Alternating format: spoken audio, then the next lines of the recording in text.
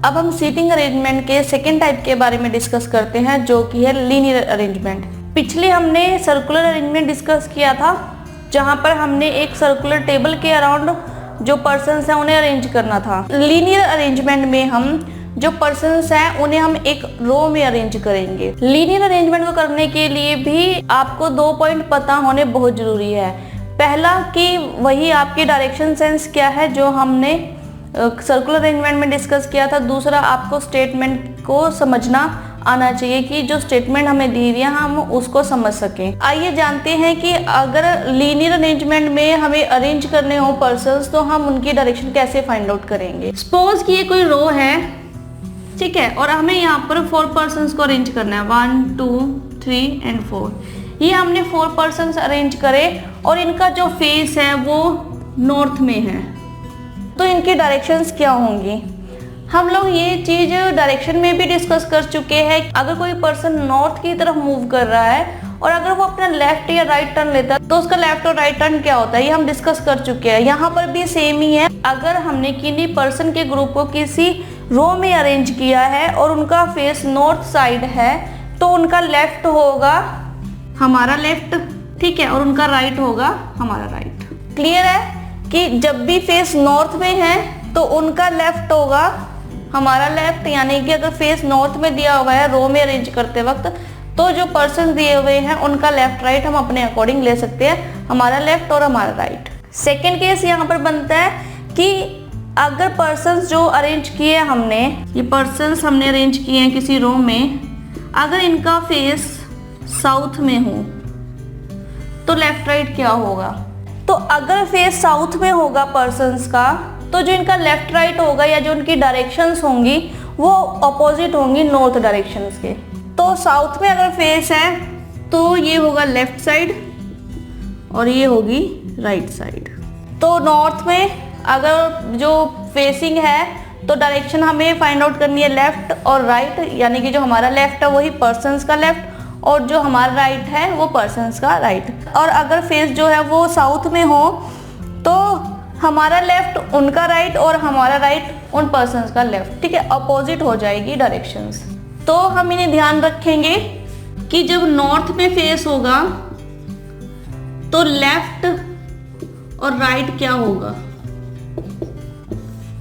तो अगर नॉर्थ में फेस होगा तो लेफ्ट लेफ्ट ही होगा और राइट राइट होगा। तो जब फेस साउथ में होगा तो जो लेफ्ट होगा वो राइट अपोजिट हो जाएगा, राइट होगा, और जो राइट है वो लेफ्ट हो जाएगा। तो आप इस टेबल को ध्यान रखिए कि जब फेस नॉर्थ में होगा तो लेफ्ट लेफ्ट ही होगा और राइट राइट होगा, ठीक है, और जब फेस साउथ में होगा तो जो लेफ्ट है वो राइट होगा और जो राइट है वो लेफ्ट हो जाएगा, अपोजिट डायरेक्शन में, अपोजिट साइड्स में हो जाएगा। अब ये था कि जो लीनियर अरेंजमेंट में डायरेक्शंस को हम कैसे फाइंड आउट कर सकते हैं। अब हम जानते हैं कि जो स्टेटमेंट्स हमें दी होती हैं वो किस तरह की होती है लीनियर अरेंजमेंट में। ये हम सर्कुलर अरेंजमेंट में भी डिस्कस कर चुके हैं।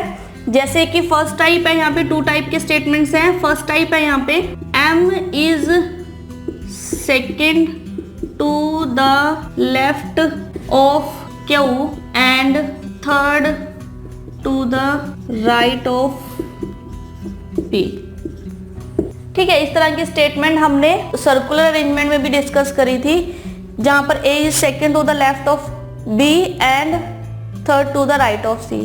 यहाँ पर M is second to the left of Q and fourth to the right of P। यानी कि अगर अब हम इस स्टेटमेंट को देखें तो M जो है वो Q के लेफ्ट से सेकेंड पोजीशन पर है, ठीक है, and third to the right of P। अब यहाँ पर जो एंड वर्ड यूज हो रहा है, यानी कि जो सेकेंड स्टेटमेंट है, एंड के बाद वाली जो स्टेटमेंट है उस स्टेटमेंट में किस पर्सन की बात हो रही है कि जो P के राइट से थर्ड पोजीशन पर है। तो यहाँ पर एंड का मीनिंग हमें पता है क्या होता है, एंड का मीनिंग होता है फर्स्ट पर्सन, ठीक है।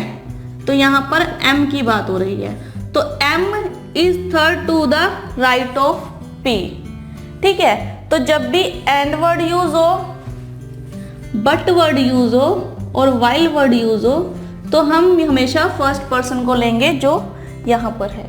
सेकेंड स्टेटमेंट है हमारे पास कि M is second to the left of Q, who is third to the right of P।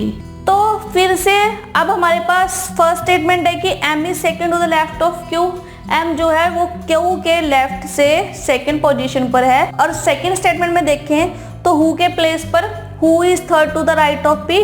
जब भी वर्ड who यूज होता है तो who वर्ड के लिए जो इमीडिएट प्रोसीड पर्सन है वो यहाँ पर आएगा, यानी कि जो यहाँ पर बात हो रही है वो Q की हो रही है। तो जो इमीडिएट प्रोसीड पर्सन है, यानी कि जो बिल्कुल ही साथ में पर्सन है इसके, उस पर्सन की यहाँ पर बात हो रही है, यानी कि Q is third to the right of P।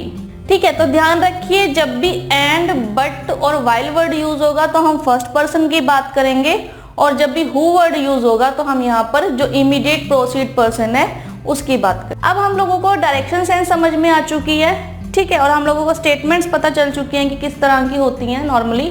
बाकी स्टेटमेंट तो सिंपल ही रहती है, बट इन स्टेटमेंट का मीनिंग हमें पता होना चाहिए कि एंड, बट और वाइल वर्ड की जगह कौन सा अगर वर्ड यूज हो रहा है तो कौन सी पर्सन की बात हो रही है, अगर हु वर्ड यूज हो रहा है तो कौन सी पर्सन की बात हो रही है। अब हम लोगों को ये कॉन्सेप्ट क्लियर है, तो हम एक पॉइंट और क्लियर करते हैं कि जो सर्कुलर अरेंजमेंट है और जो लीनियर अरेंजमेंट है इनमें क्या डिफरेंस है। तो अगर सर्कुलर अरेंजमेंट की बात करें तो सर्कुलर अरेंजमेंट में हम लोगों ने डिस्कस किया था कि कोई 8 पर्सन है, ठीक है। अगर हम इन्हें अरेंज करना है, अगर फेस सेंटर में है तो हम बॉटम से शुरू करेंगे, और अगर फेस अपोजिट साइड है तो हम टॉप से शुरू करेंगे। लेकिन हम लोगों के पास ये नहीं पता यहाँ पर कि इस सर्कल का स्टार्टिंग पॉइंट कौन सा है और एंडिंग पॉइंट कौन सा है। हमें नहीं पता कि ये फर्स्ट पर्सन है, कि ये फर्स्ट पर्सन है, ये फर्स्ट पर्सन है। हमें नहीं पता सर्कुलर अरेंजमेंट में कि फर्स्ट पर्सन कौन सा है और लास्ट पर्सन कौन सा है, ठीक है। तो सर्कुलर अरेंजमेंट में ना तो स्टार्टिंग पॉइंट होता है और ना ही एंडिंग पॉइंट होता है। लेकिन जबकि जो लीनियर अरेंजमेंट है, अगर हम उसमें बात करें तो हमें एक रो में पर्सन्स को अरेंज करना होता है, तो हम लोगों को इस रो का स्टार्टिंग पॉइंट और एंडिंग पॉइंट पता है, ठीक है। तो जो भी पर्सन इस पॉइंट के फर्स्ट नंबर पे बैठेगा तो वो फर्स्ट पर्सन होगा, और जो एंड पॉइंट पे बैठेगा वो लास्ट पर्सन होगा, ठीक है। तो हम लोग ये कह सकते हैं कि जो सर्कुलर अरेंजमेंट है उसमें स्टार्टिंग और एंडिंग पॉइंट नहीं होता, जबकि जो लीनियर अरेंजमेंट है उसमें स्टार्टिंग और एंडिंग पॉइंट होता है, ठीक है। ये मेजर डिफरेंस है सर्कुलर अरेंजमेंट और लीनियर अरेंजमेंट में। और जो लीनियर अरेंजमेंट है उसमें जो पर्सन की पोजीशन है वो लेफ्ट हैंड और राइट हैंड पर फिक्स होती है, लेकिन यहाँ पर पर्सन की पोजीशन फिक्स नहीं है। अगर हम सर्कल को घुमा दे तो डी अगर इस पोजीशन पे है, हम सेम ही सर्कल को यहाँ से भी शुरू करें और सेम ही पोजीशन पर उन पर्सन को बैठा दे, तो हम नहीं कह सकते कि फर्स्ट पोजीशन है या ये लास्ट पोजीशन है। तो ये डिफरेंस था सर्कुलर अरेंजमेंट और लीनियर अरेंजमेंट में। आइए अब लीनियर अरेंजमेंट से रिलेटेड कुछ एग्जांपल्स करते हैं।